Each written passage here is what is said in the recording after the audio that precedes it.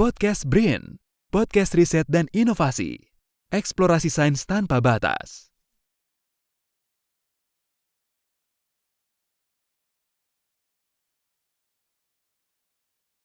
Halo kawan BRIN, selamat datang di podcast Badan Riset dan Inovasi Nasional BRIN bersama saya Dia Sugianto. Dan pada episode hari ini, saya sudah ditemani oleh seorang narasumber yang luar biasa dalam episode khusus penganugerahan Habibie Prize 2020, dan beliau adalah Dr. Puspita Lisdianti. Selamat pagi Ibu Lilis. Selamat pagi Mbak Dia. Apa Sehat, kabar Mbak, Ibu? Ya, sehat. Alhamdulillah. Ya, ini hari ini kita akan berbincang tentang penerima anugerah Habibie Prize tahun 2020 ya, tahun lalu ya Ibu. Betul, ya, karena betul. sebentar lagi kita akan melangsungkan perhelatan yang di tahun 2021 ini. Yeah. Dan dalam episode kali ini, seperti yang tadi saya sampaikan, telah hadir Ibu Dr. Puspita Lisdianti, Magister Agriculture Chemical. Begitu ya Bu ya? Iya. Takut salah bacanya. Penerima Habibie Prize 2020 di bidang ilmu bioteknologi. Beliau akan berbagi cerita seputar pengalaman mengikuti ajang penghargaan yang dicetuskan oleh Bapak Teknologi Indonesia, Bapak B.J. Habibie. Baik, sebagai sedikit pengantar, Ibu Puspita atau Bu Lilis ya, kita biasa akrab menyapa, adalah peneliti senior di Pusat Riset Bioteknologi Badan Riset dan Inovasi Nasional BRIN. Beliau juga aktif sebagai pengurus di Perhimpunan Mikrobiologi Indonesia, juga di Konsorsium Bioteknologi Indonesia, JSPS, Association Alumni Indonesia, Indonesian Society of Lactic Acid Bacteria, dan Asian Federation of Biotechnology. Seperti yang tertera dalam profilnya yang udah saya intip-intip dari kemarin ya. Beliau dikenal sebagai pakar mikrobiologi, yang memperkaya hasanah ilmu pengetahuan tentang keanekaragaman hayati asal Indonesia yang dapat dimanfaatkan melalui penapisan dan studi genomik. Ini penapisan kata baru nih buat saya nih Bu. Saat ini Pusat Koleksi Mikroorganisme Indonesia atau Indonesian Culture Collection, disebut juga INACC, bacanya INACC benar ya Bu ya, yang dirintis oleh Ibu Lilis ini dan teman-teman telah diakui oleh World Federation of Culture Collection dan menyimpan seluruh mikroba yang telah teridentifikasi dan siap diaplikasikan masyarakat untuk industri, lingkungan, riset dasar, dan biomedis. Luar biasa ternyata mikroba ini ya Bu ya. Betul. Fungsinya dan keberadaannya juga sangat tidak disangka-sangka gitu. Oke Bu, saya mau mulai nanya nih Bu Lilis. Bagaimana sih awalnya ketika Ibu kepikiran gitu ya untuk submit, untuk ikut dalam kompetisi mungkin bisa dibilang begitu ya Bu ya, hingga Ibu terpilih sebagai penerima Habibie Award 2020 di bidang ilmu bioteknologi. Oke, terima kasih Mbak Dia. Sebenarnya ini tahun lalu itu adalah aplikasi saya yang kedua. Wow. Jadi sebelumnya itu tahun 2019 ya, saya juga mengajukan Habibie Award waktu itu masih Habibie Award, Kemenristek dan Yayasan Sumber Daya Manusia Habibie, tapi di situ saya tidak terpilih. Oh begitu. Ya, kemudian di tahun 2020 saya mencoba lagi. Dengan topik yang sama atau beda lagi? Ya ditingkatkan lah ya Mbak ya. Mungkin waktu yang pertama itu saya masih nggak terlalu pede begitu ya, masih aduh seorang gimana ya. ya. Nggak pede bagaimana dengan saya saudara. Baik. Ya gitu. Terus yang 2020 itu ya alhamdulillah berhasil. Tetapi perlu saya sampaikan juga bahwa selain prestasi juga ya Habibie Award atau dari tahun 2020 itu disebut sebagai Habibie Prize, itu adalah rekomendasi dari atasan. Jadi saya sangat berterima kasih kepada Pak Handoko ya, yang waktu itu merekomendasikan saya di dalam ajang ini. Begitu Mbak. Ya, Terus kemudian ini kan tadi ada pergantian nama nih Ya, dari betul. dari award Dari menjadi award prize menjadi gitu. prize, Dan ini perjalanan panjang 22 tahun yang lalu. Cukup lama gitu ya Bu ya. Nah, bagaimana pendapat Bu Lilis nih tentang penganugerahan, tentang ajang ini, tentang ajang Habibie Prize ini yang udah memberikan apresiasi kepada insan terbaik Indonesia di ranah intelektual, bioteknologi khususnya. Ya kalau dulu itu kan dikelolanya oleh Yayasan SDM Habibie ya, B.J. Habibie, dikelolanya semacam oleh yayasan. Nah mulai tahun 2020 itu bekerja sama dengan Kemenristek BRIN waktu itu. Dan tahun ini tentunya dengan BRIN. Jadi tetap ada kerjasama antara Yayasan SDM Habibie dan pemerintah. Begitu. Makanya ada pergantian nama. Seberapa besar dampak yang Ibu rasakan setelah menerima Habibie Prize ini? Sebenarnya saya juga disekolahkan dulu oleh Habibie. Ya. Oh, luar biasa. Ini langsung muridnya langsung. Jadi dari S1 saya sudah dikirim ya ke Jepang dengan beasiswa Overseas Fellowship Program ya, programnya Habibie waktu itu untuk mengirimkan anak-anak muda ke berbagai belahan dunia ya. Nah, saya memilihnya di Jepang. Kemudian ya dari situ memang saya sudah ya bangga ya dengan Pak Habibie begitu. Kemudian setelah pulang ya saya mengabdi di LIPI ya karena memang dulu ada ikatan dinas. Bukan ikatan cireng, bukan ya? Ikatan dinas ya. Terus setelah itu ya saya mendapatkan award prize ini ya tentunya sangat bangga begitu. Kemudian dampaknya itu dalam 1 tahun ini kolaborasi nasional internasional itu meningkat Luar biasa. Ya, Berapa kali lipat tuh Bu? Tulisan juga pun seperti itu ya Mbak ya. Jadi menulis KTI ya mungkin kalau boleh dibilang ya 200-300% itu meningkat begitu. Iya. Dan juga semangat untuk meneliti itu menjadi lebih kembali ya, lebih tertantang. Betul. Saya kemarin sempat menjadi struktural ya, tapi sekarang menjadi peneliti itu lebih ya tertantang lagi. Ada sesuatu yang ingin diselesaikan, diselesaikan. Kemudian juga ada ide-ide segar yang kemarin harusnya saya meneliti campur ini. Betul. Wow, ini menarik. Saya jadi ikut bersemangat nih.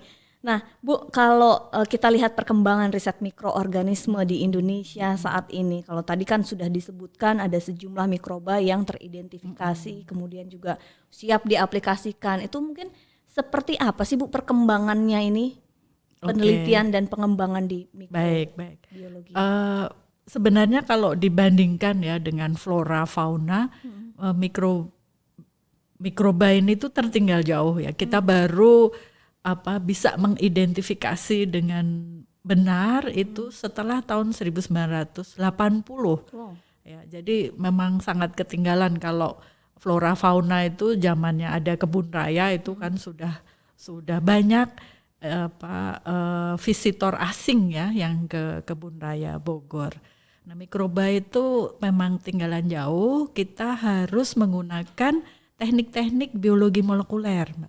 Tanpa teknik yang terkini itu ya susah mengungkap potensi mikroorganisme begitu. Yang sudah sampai tahap aplikasi atau diimplementasikan betul. Itu ada berapa jenis mikroba atau mungkin lebih banyak di yang bidang atau pangan jadi, misalnya atau obat-obatan ya betul. Gitu. Jadi untuk mengungkap kekayaan alam mikroba Indonesia harus dekat sekali dengan pemanfaatan.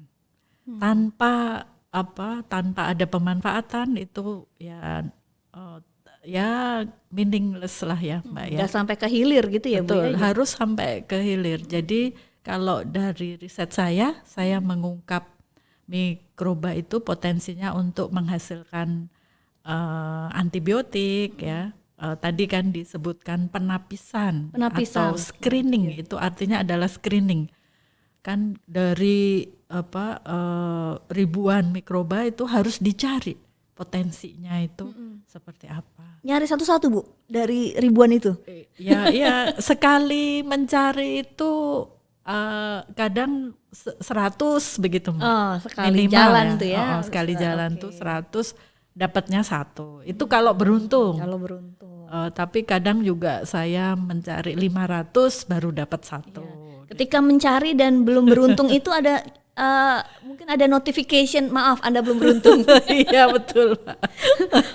Kalau kita lihat nih Bu, strategi nih, kita butuh strategi kan tadi kan, pengembangan, kolaborasi gitu kan untuk bisa dari hulu sampai ke hilir. Karena memang kalau tadi dari cerita Ibu, riset yang dilakukan untuk mikrobiologi ini kan dasar ya Bu ya, artinya bonggolnya nih gitu kan. Nah untuk sampai bisa ke hilir gitu, apa sih yang harus dilakukan oleh para peneliti bioteknologi atau mikrobiologi ini hingga sukses lah ya, berperan aktif dalam kolaborasi tersebut? Apa saja yang harus dilakukan? Memang harus targeted ya, zaman sekarang harus targeted. Kita nggak bisa hanya screening terus gitu ya, 1.000, 10.000 tapi nggak dapat apa-apa, itu kan artinya nggak berkembang gitu. Nah dengan teknologi terkini, misalnya genome sequencing gitu ya, jadi di Mikroba Indonesia itu, ayo segera nih, ini zamannya ya revolusi industri 4.0, nantinya ada synthetic gene, gen-gen itu akan dibuat artifisial. Nah tapi sebelum membuat artifisial itu kita harus memetakan gennya, gen mana sih yang menarik, gen mana sih yang membuat kulit misalnya ya, atau membuat obat atau membuat dan kan dari mungkin yang ditunggu-tunggu oleh pasar. Betul. Nah, itulah yang harus dicari targeted. Itu makanya kedepannya adalah genom itu sangat perlu dilakukan oleh peneliti Indonesia yang memiliki ya kekayaan alam yang melimpah ini. Nah, tantangannya apa Bu? Ketika kan tadi ada ribuan itu tadi ya, apakah menyisir satu-satunya itu juga menjadi satu tantangan tersendiri, ataukah mungkin lobby negosiasinya dengan pihak-pihak betul ya, di sisi hilir gitu? Ya betul. Jadi kalau justru ya yang sekarang ini itu banyak pihak luar yang ingin berkolaborasi ya untuk mencari mikroba Indonesia begitu ya. Nah itu juga kalau menurut saya tantangan, karena kita juga harus mempunyai wawasan yang luas ya. Sebenarnya maksud mereka itu untuk apa sih mencari itu? Ya. Rencana riset selanjutnya Bu, kalau udah tahu nih tantangannya, kemudian memetakan jenis mikroba itu tadi, apa sih rencana riset selanjutnya yang akan dilakukan oleh Bu Lilis dan tim ini untuk menyikapi peningkatan pemanfaatan mikroorganisme dan biodiversitas di Indonesia? Oke, tantangannya ya tentunya negara Indonesia itu adalah kaya sumber hayati. Tapi kita itu tertinggal di dalam teknologi untuk memanfaatkan sumber hayati tersebut. Itu adalah tantangan terbesar. Ada buku ya Mbak ya, yang saya juga sangat menginspirasi adalah Belenggu Ilmuwan Indonesia. Mengapa tidak ada ilmuwan Indonesia yang meraih Nobel, padahal keanekaragaman hayati itu luar biasa. Itu sebenarnya ada. Ibu Dr. Puspita Lisdianti. Oke, terima kasih. Amin. Amin ya Rabbal Alamin. Bu, emang dari kecil itu emang seneng sama mikroba atau bisa jadi pakar begini? Gimana tuh ceritanya? Mungkin saya sangat terpengaruh oleh ayah saya ya. Ayah saya itu ya dosen UGM ya, profesor di farmasi UGM ya. Kemudian tahun 1980 pada saat saya SMA ya, pas pas begitu beliau itu mendapatkan tugas untuk mengembangkan bioteknologi di Indonesia ya, bersama-sama dengan ya pakar-pakar ya bioteknologi keliling dunia untuk mempelajari ya bioteknologi. Pada saat itu memang sedang top. Itu mungkin pengaruh besar Sempat diajak dari ini nggak Bu sama bapak dan ibu ayah dulu? tentunya. Oh, dua-duanya lagi ya, bapak dan ibu. Diajak sama orang tua nggak untuk meneliti itu gitu, atau diperkenalkannya seperti apa itu? Menurut kalau mikrobanya itu saya sendiri yang tertarik. Gitu. Tapi kalau dari bapak itu saya mendapat ilmu biokimia. Beliau kalau ngajarin saya biokimia itu keras ya, dimarahi gitu. Kok nggak ngerti-ngerti katanya. Waduh, gitu. untung belajarnya nggak bareng saya Bu. Bisa-bisa saya yang lebih dimarahin nanti. Baik Bu Lilis, ini mungkin di bagian terakhir kita ya, apa yang ingin disampaikan Ibu seorang Dr. Puspita Lisdianti ini sebelum kita menutup obrolan kali ini? Terima kasih. Jadi Habibie Prize itu adalah ajang yang bisa diikuti oleh semua peneliti, insan peneliti di Indonesia.